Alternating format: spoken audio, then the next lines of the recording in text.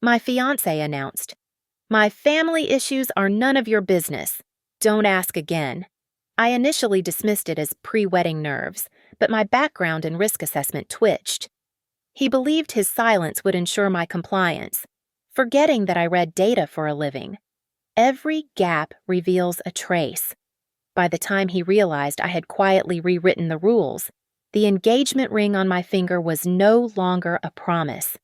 It was evidence. My name is Brooke Callahan, and at 33 years old, I have built a life that functions with the precision of a Swiss watch. I work as a risk and compliance auditor for Nimbus Quanta Systems, a job that requires me to view the world not as a collection of accidents, but as a series of predictable outcomes based on bad data management. My existence is a grid. My apartment reflects this. The spice jars in the kitchen are not just organized, they are labeled with a thermal printer and aligned by frequency of use. My personal expenditure reports generate automatically every Friday at 5 in the afternoon. For most people, this level of control looks like anxiety. For me, knowing exactly where the scissors are means I never have to panic. If a thing is in its place, I am safe. Evan Kincaid was the only variable I ever willingly introduced into this system. He was 35, a sales director with a smile that could disarm a hostile boardroom. He was chaotic in the way distinctively charming people often are. He left his socks on the floor and bought coffee without asking for a receipt. He made me laugh, and in return, I organized his tax returns. It felt like a fair exchange. He was the warmth to my cold logic, the noise to my silence. However, there was a sector of his life that remained opaque: his family. In the 2 years we had been together, I had met his parents exactly 2 times. Both occasions were dinners that felt less like introductions and more like preliminary interviews for a security clearance. His mother, Diane, had a way of smiling that involved only her mouth while her eyes remained actively assessing the cost of my handbag. His father, Roy, was a non-entity, a man who seemed to have perfected the art of disappearing while sitting right at the table. He chewed his steak and said nothing. After each of these encounters, the drive home was suffocating. Evan would grip the steering wheel until his knuckles turned white, staring straight ahead at the highway markers. He looked like he was physically holding something inside, terrified that if he opened his mouth, it would spill out and stain the upholstery. I never pushed him. I told myself that not everyone is blessed with a functional support network. Perhaps he was just embarrassed by their coldness. I prided myself on being low maintenance. I told myself I was respecting his trauma. But deadlines do not care about trauma. With the wedding exactly 6 months away, the abstract concept of marriage was hardening into logistical reality. We had to merge systems. The guest list had to be finalized. The seating chart required political maneuvering. Financial accounts needed to be consolidated. We could no longer operate as 2 independent entities. It was a Sunday afternoon. The sunlight was cutting sharp angles across the living room floor. I was sitting on the sofa with my tablet, cross-referencing the venue capacity with the RSVP projections. Evan was in the kitchen, pouring a glass of water. The domesticity of the moment felt solid, unshakable. "Evan," I said, not looking up from the screen. "We need to finalize the schedule for the family meet and greet. I don't want the first time your parents speak to mine to be at the rehearsal dinner. It creates too many variables." The silence that followed was not the comfortable silence of a shared afternoon. It was a vacuum. The sound of the water pitcher hitting the counter was too loud. I looked up. Evan was standing in the doorway. The charm was gone. The warmth that usually defined his face had evaporated, replaced by a flat, unrecognizable expression. He looked at me with the detached annoyance of a manager disciplining a subordinate. "My family issues are none of your business," he said. I blinked, waiting for the punchline, or at least a softening of his tone. There was none. "Don't ask again." He turned and walked out to the balcony, sliding the glass door shut behind him. He did not slam it. He closed it with a precise, final click. I sat there, the tablet heavy in my lap. That was not a request for privacy. It was a command. And for the first time, I realized that the walls Evan built were not there to keep the world out. They were there to keep me in the dark. The sentence hung in the air like a guillotine blade that had dropped but failed to sever the neck completely. It was not the volume of his voice that chilled me. It was the calm, punitive nature of it. Evan had not just set a boundary. He had issued a cease and desist order. A normal fiancé might have sighed or apologized for being snappy. Evan had looked at me with the cold precision of a stranger establishing dominance. Most women would have cried.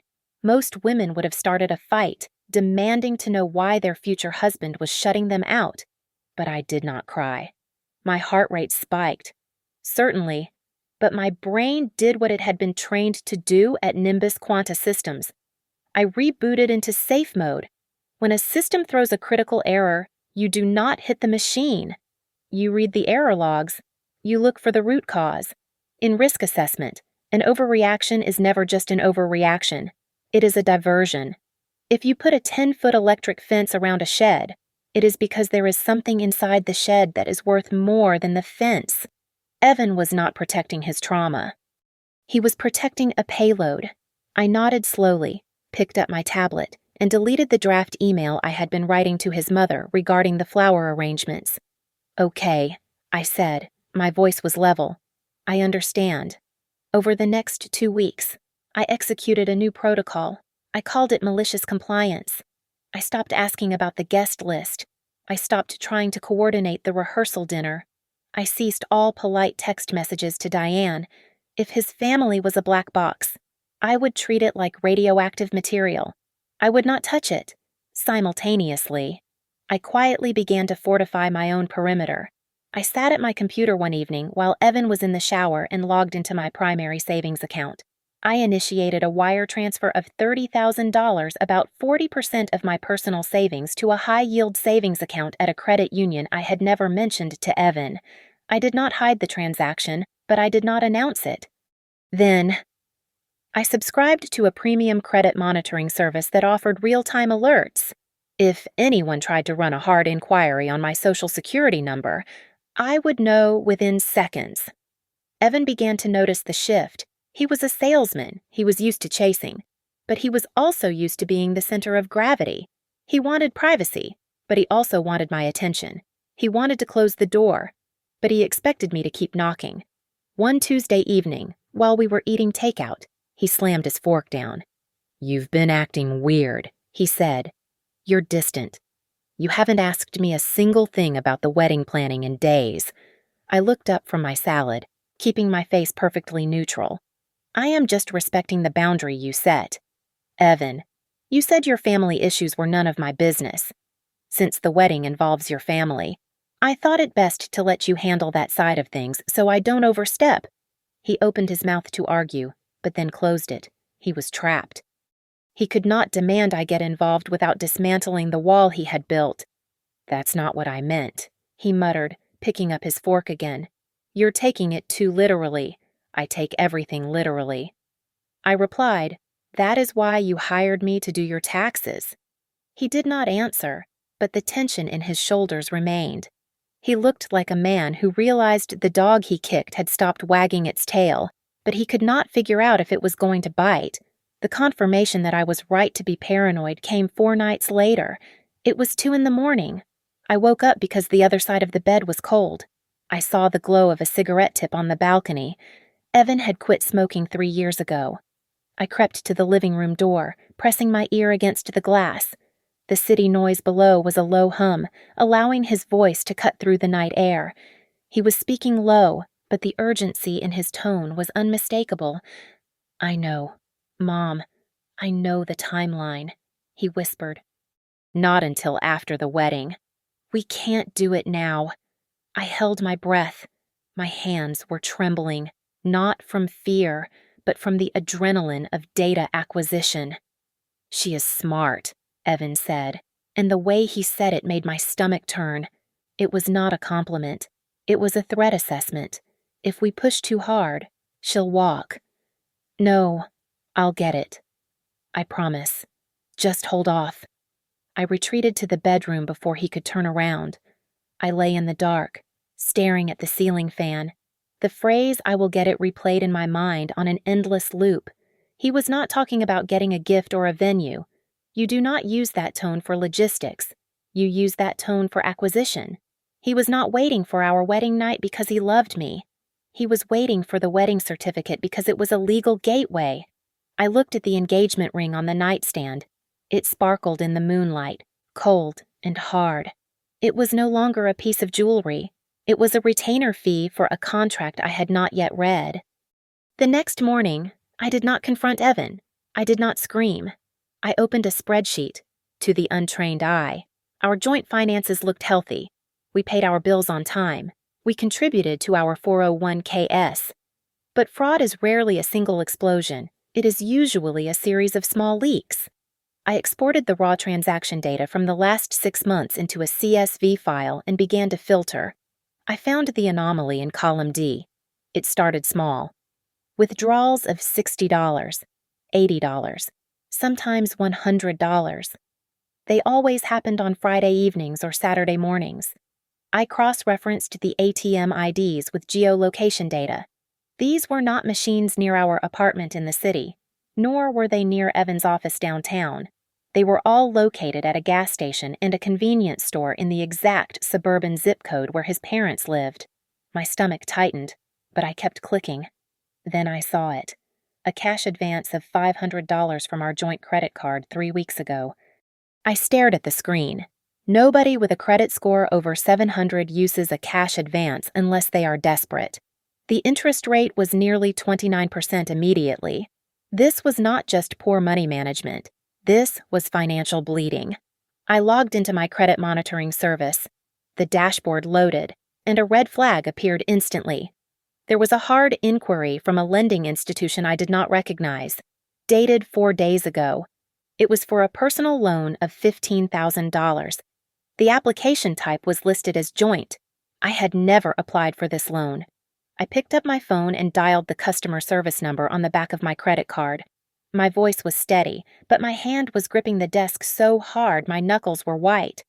I am looking at a failed attempt to add an authorized user to my account last Tuesday. I said to the representative, "Can you give me the details?"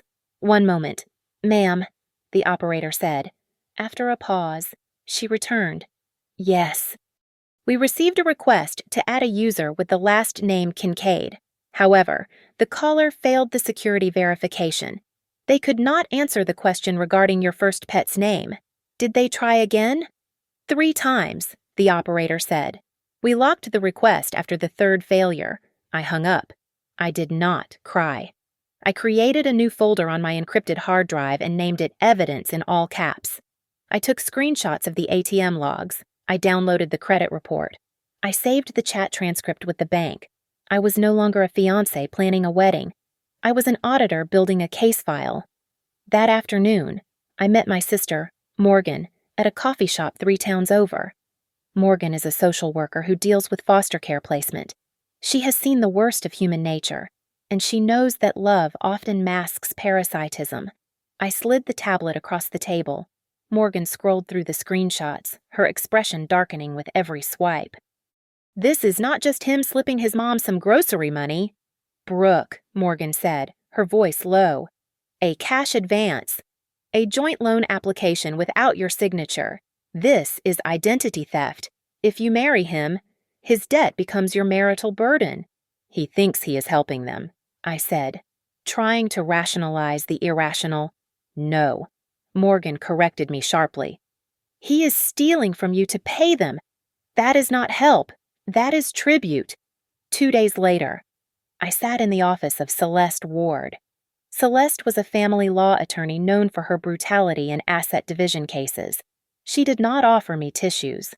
She offered me strategy. "You need to stop looking at Evan as your future husband," Celeste said, leaning back in her leather chair. "In security terms, he is a compromised node. He is the point of entry for a hostile entity. His mother does not want a daughter-in-law. She wants a guarantor. What do? I asked. We wait. Celeste said, if you confront him now, he will gaslight you. He will say it was a mistake or a glitch. We need him to confess to the intent, not just the action. As I left Celeste's office, my phone buzzed. It was a text from Evan. Hey, sorry I've been distant. Mom's been having a hard time with bills. I helped her out with a little cash.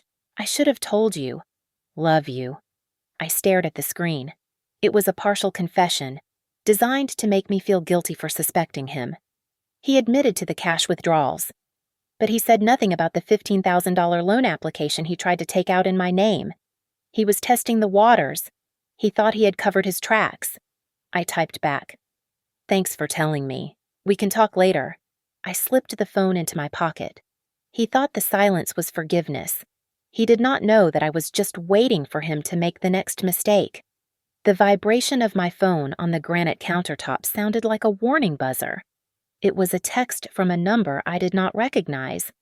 Don't hate Evan. But please be careful with his mother.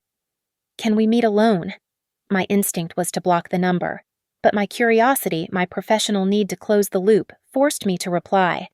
I typed a location, a Greasy Spoon diner 40 minutes outside the city, a place where nobody from my social circle or Evans would ever be caught dead. The woman waiting in the back booth looked like a ghost of my fiancé. She had Evan's eyes, but where his were bright and charming, hers were sunken and terrified. This was Mara Kincaid, the sister Evan rarely mentioned and never introduced. She kept glancing at the entrance, her hands shredding a paper napkin into tiny, nervous confetti. I sat down without ordering. You have 5 minutes, I said. Mara looked at me, her lip trembling. You need to know. You aren't the first one. I frowned. The first what girlfriend fiancé, she whispered. Evan was engaged 3 years ago to a girl named Sarah. She was nice. She worked in finance too. I felt a cold prickle at the base of my spine. Why did it end? She found the paperwork, Mara said, her voice dropping so low I had to lean in. Mom. She calls it the merger strategy. Sarah found out they were waiting for the marriage license to file for a consolidation of debts. She left him 2 weeks before the wedding. I sat back, processing this. It was not a heartbreak story. It was a pattern of behavior, a recidivist operation. What does your mother call me? I asked. Mara hesitated, then unlocked her phone and pushed it across the sticky table. She doesn't call you by your name when she talks to Dad. She calls you the Foundation. I looked at the screen. It was a family group chat named Kincaid Trust. The messages were dated from 2 months ago. Diane, be patient. She is a solid foundation, great credit, no debt, owned assets. Once the legal bond is set, we can leverage her portfolio. Evan, I feel sick about this. Can't we find another way, Diane? Stop it? Do you want us on the street? Just hold it together until the ceremony, after the papers are signed. The assets are marital property. We can restructure the judgment then. The pieces of the puzzle slammed into place with the force of a car crash. The reason our parents had never met was not social anxiety. It was information containment. Diane Kincaid could not risk sitting across from my mother and accidentally revealing that they viewed me as a walking ATM. They were keeping the silos separate to prevent data leakage. I looked up at Mara. She was crying now, silent tears tracking through her makeup. He loves you, Brooke. I swear he does. She stammered. He's terrified of her. She has controlled him since he was a kid. My face remained a mask of stone. I felt no sympathy, only the icy clarity of a judge passing a sentence.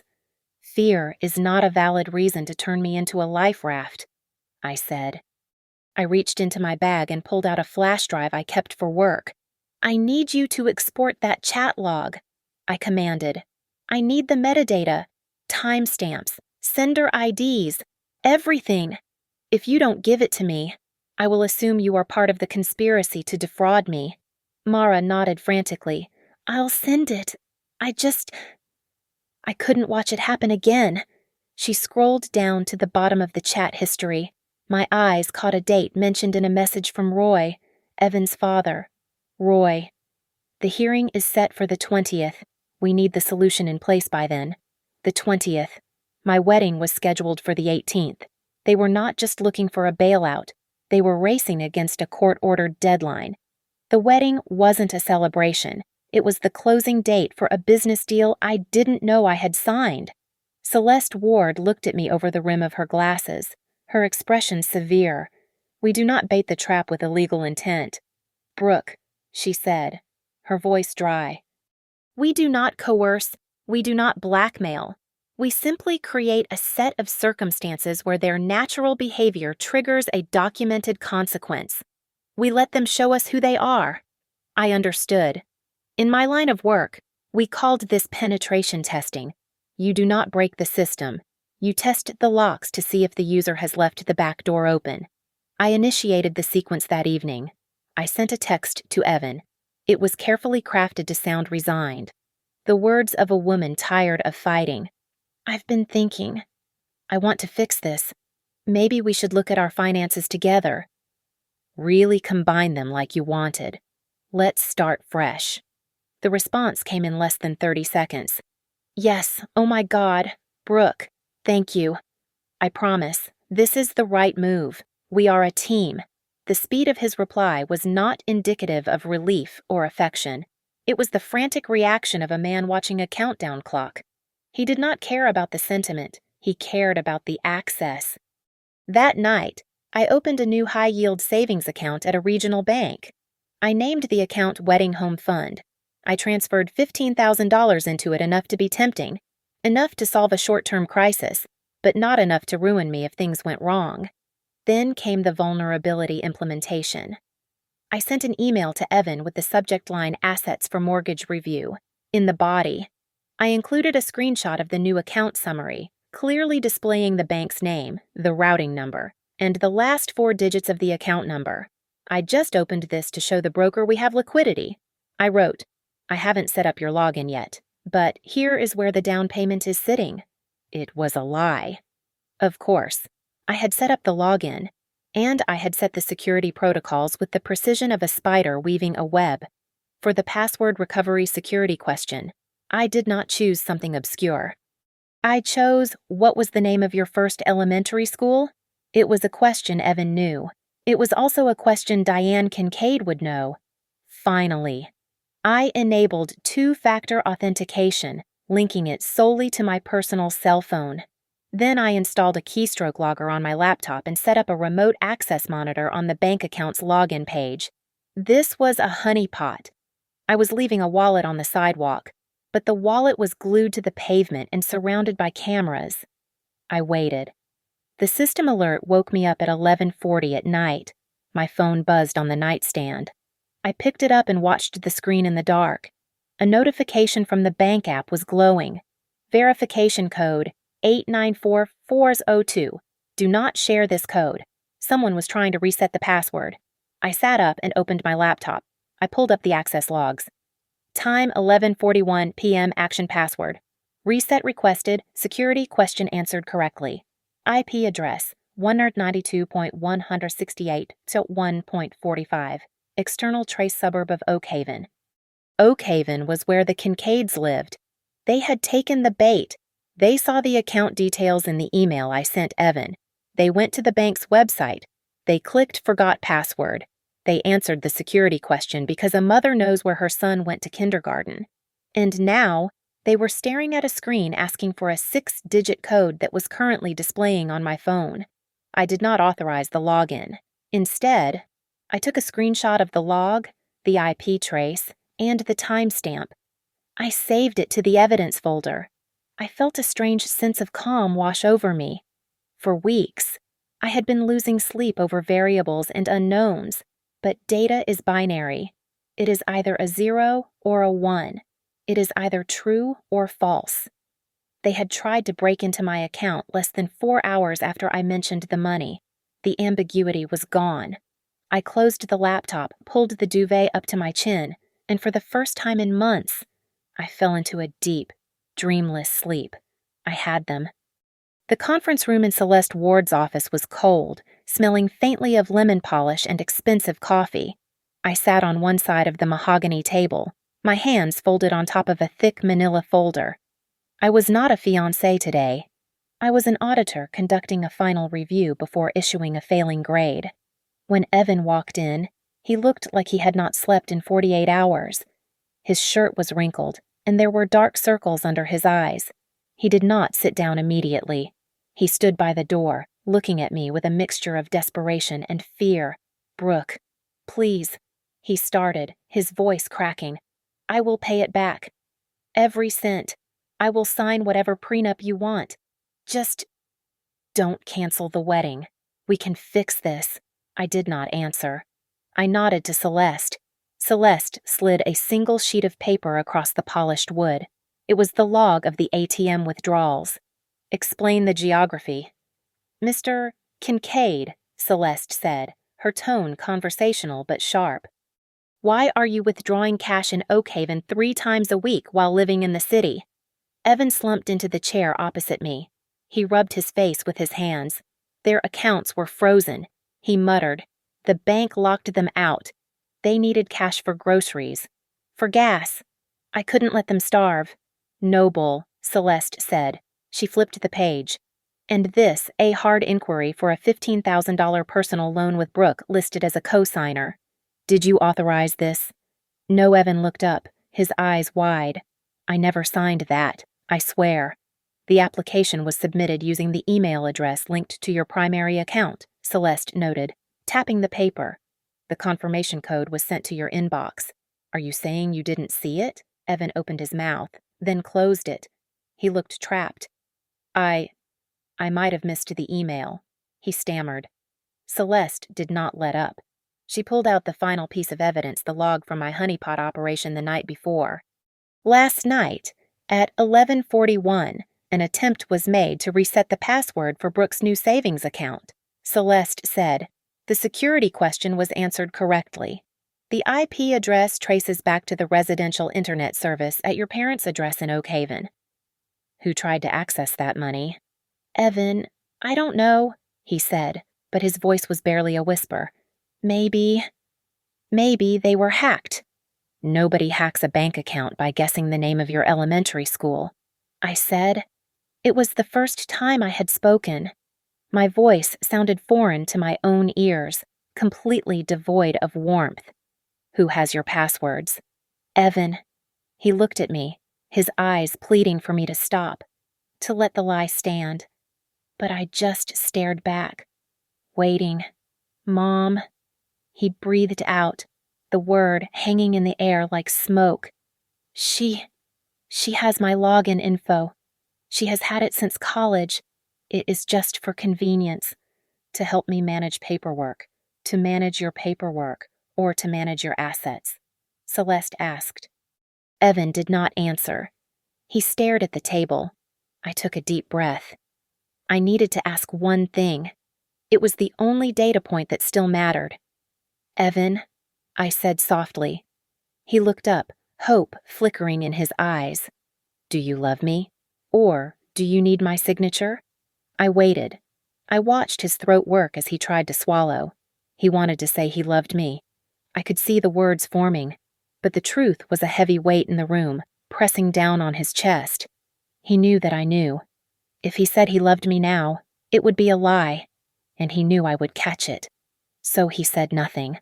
The silence stretched out, filling the room, louder than any scream. I reached for my left hand. I slid the diamond engagement ring off my finger. It felt heavy, cold. I placed it on the table with a soft clink. It sat there between us, a circle of metal that had turned from a symbol of eternity into a piece of evidence. "Marriage is not a debt rescue contract," I said. "Brooke." He choked out, reaching for my hand across the table. I pulled back. "Mr. Kincaid?" Celeste interrupted, her voice like a steel door slamming shut. She handed him a formal document. This is a cease and desist regarding any further access to Ms. Callahan's financial information. We have already notified the credit bureaus. Any attempt to access her accounts by you or any third party using your credentials will be treated as criminal fraud. Evan looked at the paper, then at the ring, and finally at me. He realized the audit was over. The findings were conclusive. He had failed. Evan begged for a chance to explain. He sent 12 text messages in the span of 1 hour, asking for a private meeting at our apartment, away from lawyers, away from screens, away from the evidence. He wanted a space where he could use emotional leverage. I denied him that terrain. We will meet at the Skyline Foundry. I told him, 5 o'clock this afternoon. I need to finalize the deposit cancellation in person. If you want to talk, you can do it there. I chose the venue for a specific strategic reason. It was a high-end industrial event space with polished concrete floors and high ceilings. It was open, it was public, and the acoustics were such that a raised voice carried for 30 feet. I arrived at 10 minutes to 5. Celeste was already there, standing in the shadow of a large, decorative pillar, unseen but within earshot. I walked toward the main reception area, my heels clicking rhythmically on the concrete. Evan was already there, but he was not alone. Sitting in one of the velvet armchairs reserved for potential clients was Diane. She looked perfectly at ease, sipping a complimentary sparkling water as if she were the host and I were the guest. The sight of her confirmed my final hypothesis. Evan had no autonomy. I had asked to meet him. He had brought his handler. Brooke, Evan said, standing up. He looked pale, his hands twitching at his sides. I thought it would be better if Mom came, to clear the air. I did not sit down. I stood 5 feet away, maintaining a defensive perimeter. This was supposed to be a discussion between two people who were about to be married. I said. Diane set her glass down. She did not stand. She looked up at me with a pitying smile. Marriage isn't just two people. Brooke, she said, her voice smooth and practiced.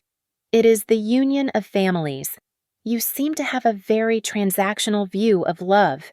It is quite sad, really. A woman preparing to be a wife should understand the concept of sacrifice. Sacrifice, I repeated flatly. Yes, Diane continued, her tone sharpening. When family is in trouble, you help. You don't call lawyers. You don't hide money in secret accounts. You step up. Evan tells me you are cold, but I didn't realize you were cruel. I signaled to the pillar. Celeste stepped out, a leather portfolio tucked under her arm. Diane's eyes narrowed. Oh, you brought the attack dog. I brought a witness. I corrected. Diane stood up then, smoothing her skirt. She was losing her composure. She moved into my personal space, pointing a manicured finger at my chest. You think you are so special with your little job and your perfect credit score? Diane spat. You are selfish. You are willing to let Evan drown just to keep your numbers pretty. I did not step back. I looked her in the eye and deployed the trap. So, I said, my voice calm and carrying clearly across the room. What do you want? Specifically, tell me exactly what the plan was. Diane scoffed. She was too angry to be cautious. She was used to Evan caving in. She assumed I would break under the same pressure. The plan was for you to be a partner, she shouted. Once that marriage license is signed, the assets are community property. The debt is shared. The paperwork is just... It is just a formality to fix a temporary problem. You have plenty. Why are you so greedy? The room went silent. Evan's face drained of all color. He looked at his mother with horror. She had just said the quiet part out loud. She had explicitly confirmed that the marriage license was a financial instrument to them. 2 members of the venue staff, who had been arranging chairs near the window, stopped working. They were staring at us. A couple touring the venue for their own wedding had stopped near the entrance, listening with wide eyes. Diane looked around, realizing too late that the acoustics of the Skyline Foundry were unforgiving. She had projected her intent to commit asset fraud to a room full of strangers. Mom, Evan whispered, you just said, I said what needed to be said, Diane snapped, though her voice wavered slightly. I looked at Celeste. Celeste was already writing on a notepad. I turned back to Diane. I did not raise my voice. I did not need to. Thank you, I said. I just needed that sentence. I turned and walked toward the exit. The engagement was not just over. It was now an open and shut case. Celeste did not give Diane time to recover from her outburst. She opened the leather portfolio and laid 2 documents on the low glass table between us. One was the IP log from the previous night. The other was a high-resolution color printout of the family group chat, time-stamped and verified, provided by Mara, Ms. Kincaid. These are chat logs where you explicitly discuss waiting for the marriage license to restructure your court-ordered debts, Celeste said. And this is a record of a device at your home address attempting to breach Brooke's bank account security at 11:41 last night. Diane looked down. Her face went from flushed to an ashy gray. There was no way to spin this. The digital footprint was indelible. The pipeline has been cut, I announced, my voice steady. I withdrew my exact contribution from the joint checking account this morning, minus the unauthorized cash withdrawals and the interest fees on the cash advance. I have closed the account. The credit cards have been reported lost and locked. My credit reports are frozen. You have no access left. Diane's shock curdled instantly into rage. She realized the money was gone. She stood up, knocking the glass of water over. You vindictive little witch, she hissed. I will ruin you. I will tell everyone you are a predator. You led him on. You are destroying my son because of a few $1,000s. I am not destroying him, I replied. I am simply refusing to be consigned. Evan collapsed then.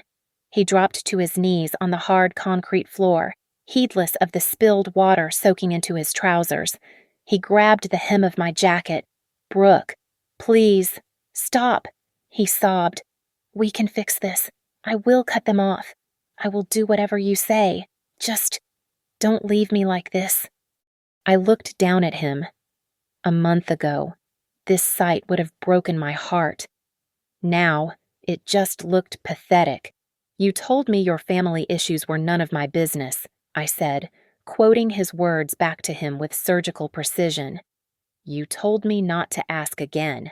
I have followed your instructions. Evan, I am no longer asking. It was just a mistake, he cried. We haven't done anything illegal yet. Actually, that is incorrect, I said. I pulled the final card from my sleeve. I forwarded the entire dossier, the loan application fraud, the unauthorized access attempts, and the conspiracy to defraud evidenced in the chat logs to the fraud department of your bank and the credit bureaus at 9 o'clock this morning. I said, the investigation has already been opened. I cannot stop it even if I wanted to. You are not crying because you are sorry. You are crying because you are about to be indicted. Diane tried to scramble for a foothold. You sent him the email. You wanted to open that joint account you invited us in. I invited you to a honeypot. I corrected her.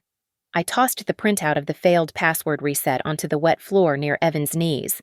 I set a trap to see if you would try to steal from me before the wedding. You failed the test in less than 4 hours. Evan stared at the paper. He looked like a man who had been shot. Then, the heavy metal door at the back of the room opened. Diane spun around, ready to scream at another intruder. But the words died in her throat. It was Mara. She walked in, looking terrified but resolute. She stood next to Celeste. Evan looked up at his sister, his mouth opening and closing in disbelief. Mara, he whispered, you gave them the chats. Mara did not look at her mother. She looked only at her brother. You are repeating the exact same script. Evan, Mara said, her voice shaking. You did this to Sarah. Now you are doing it to Brooke. I couldn't watch you drag another one down.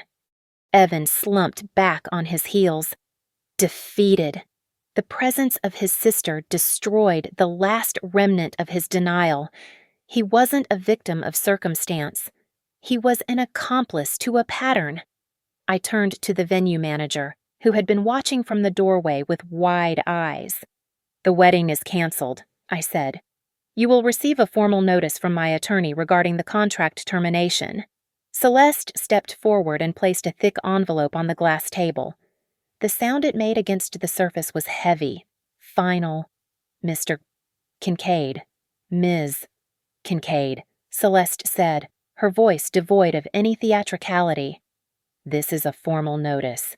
You are hereby legally barred from contacting Ms. Callahan directly. You are prohibited from coming within 500 feet of her residence or place of employment. Furthermore, any future attempt to access her financial accounts, credit profiles, or personal data will be treated not just as fraud, but as a violation of this notice. We will press charges immediately." Evan looked at the envelope as if it were a bomb. He was shaking. The reality of the timeline was crashing down on him. The hearing was in 2 days. He had no money, no new credit line, and now, no fiancé to act as a shield. Diane, realizing that intimidation had failed, shifted tactics instantly. She clasped her hands together, her face contorted into a mask of desperate reason. "We don't need to do all this legal nonsense," she said, her voice pitching up. "We can work this out. It doesn't have to be a gift. Make it a loan. Just authorize a bridge loan until we settle the judgment. We will pay you back with interest. You have so much sitting there doing nothing." She had just admitted it. To them, I was not a person. I was a bank with a pulse. I ignored her. I pulled a single sheet of paper from my own folder and slid it toward Evan. "I need you to sign this," I said. "What is it?" Evan asked, his voice hoarse. "It is an affidavit stating that you voluntarily provided your login credentials to your mother," I explained. "It confirms that the access attempts from her IP address were not the result of a third-party hack, but a result of your negligence.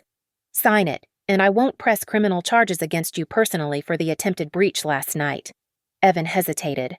He looked at his mother. She glared at him, silently commanding him to refuse. But Evan was broken. He picked up the pen. His hand trembled as he scribbled his signature. He had just legally insulated me from his family's mess. Why, I asked him, taking the paper back. Why the urgency? Why the 20th Evan looked down at his wet knees? "The civil judgment," he whispered. "Dad's business. They pierced the corporate veil. Personal assets are being seized starting next week. We needed to show a change in household structure to delay the seizure. If we were married, if we commingled the funds, we could have argued for a restructuring." I stared at him. It was worse than I thought. He was not just broke, he was drowning, and he had planned to pull me under to use my buoyancy to keep his parents afloat. "You aren't a monster." "Evan," I said, my voice cold and clinical. "But you chose to be the key for someone else to open my safe." Diane let out a harsh, bitter laugh. "You think you are so smart?" she sneered. "Go ahead. Walk away with your precious money. You will be 34 and alone. You will be lonely. Brooke. And that cold apartment won't hug you back." I looked at her. She was trying to sell me fear, but I had already done the math. Loneliness is cheaper than the interest rate on a cash advance. I replied. I took the engagement ring from the table where I had left it. I did not put it back on my finger. I handed it to Celeste. "This is a conditional gift given in contemplation of marriage," I said formally, ensuring the venue staff heard every word. "Since the condition is not met, I am returning it. However, I expect reimbursement for 50% of the venue deposit and the catering fees. Celeste will send the invoice." The venue manager, who was standing 5 feet away with a clipboard, was writing furiously. He nodded at me. He was an independent witness. He had heard the confession, seen the return of the ring, and documented the termination of the event. The paper trail was flawless. Diane was not done. She lunged forward, her face twisted into a mask of pure, unadulterated greed. She had lost the veneer of the concerned mother-in-law. "You can't just walk away," she screamed, her voice echoing off the high industrial ceilings. "After the wedding. It is community property. Once you signed that license, that money belonged to this family." The silence that followed was absolute. The venue manager stopped writing. The couple touring the space froze. Diane had just confessed that the marriage was, in her mind, a transfer of ownership. I stopped walking and turned back slowly. I looked at Celeste. "Celeste," I said calmly, "please make sure that statement is entered into the record of this meeting. Noted and transcribed," Celeste said, her pen not stopping. Diane clamped a hand over her mouth, realizing too late that she had just burned the bridge she was trying to cross. Evan scrambled up from the floor. He tried to grab my arm, but I stepped back. "Brooke, please," he whispered, glancing around at the staring strangers. "Can we just go somewhere private?" "Just for 5 minutes. We can't do this here." "No," I said. "You spent 6 months keeping me in the dark. You chose secrecy. Now you get to deal with the consequences in the light." I looked at Diane, who was trembling with rage and panic. I decided to twist the knife one last time. I wanted her to know that her entire scheme, all the manipulation, all the fraud, had been for nothing.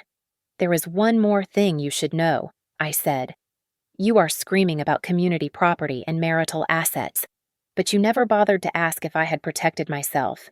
Diane narrowed her eyes. "What are you talking about?"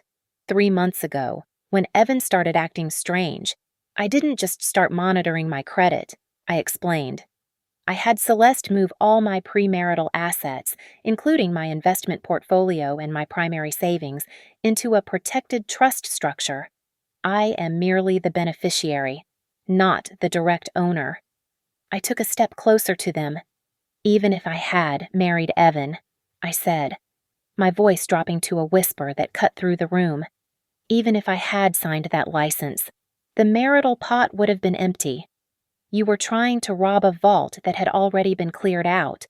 The color drained from Diane's face completely. She stared at me with the hollow look of a thief who realizes the diamonds are glass. It was the ultimate insult to her. She had debased herself, committed fraud, and risked jail time for a prize that did not exist. Evan looked at his mother. For the first time, I saw the fog lift from his eyes. He saw her not as his protector, but as a desperate gambler who had used him as a chip. He looked at her with a mixture of fear and sudden, sickening clarity. He had lost the woman he loved for a payout that was never going to come. He looked back at me, tears streaming down his face. "Brooke, I really wanted to be your family." "Evan," I said. The sadness hit me then, a sharp, physical ache in my chest, but I pushed it down with the weight of the truth. But I wasn't loved. I was appraised. I nodded to Celeste. "Mr. Kincaid," Celeste said, stepping between us like a physical barrier. "Any further contact will be considered harassment and stalking. The fraud file is with the authorities. Brooke will cooperate fully with the investigation. Do not follow us." I turned and walked out the double doors. I stepped onto the sidewalk. The city air was cool and smelled of rain. I reached up and unclipped the small white hairpiece I had worn to the appointment, a subtle nod to the bridal consultation we were supposed to have. I dropped it into the nearest trash can. I took a deep breath. My phone was silent. My bank accounts were secure. My future was mine again. I did not cry. I simply started walking, the rhythm of my heels on the pavement sounding like a heartbeat that had finally steadied. For the first time in 6 months, the silence around me was not a weapon. It was freedom. Thank you so much for listening to my story. I would love to know where you are tuning in from, so please leave a comment below and share your thoughts on how I handled this situation. Don't forget to subscribe to Lily Revenge Stories, like the video, and hit that hype button to help this story get heard by more people.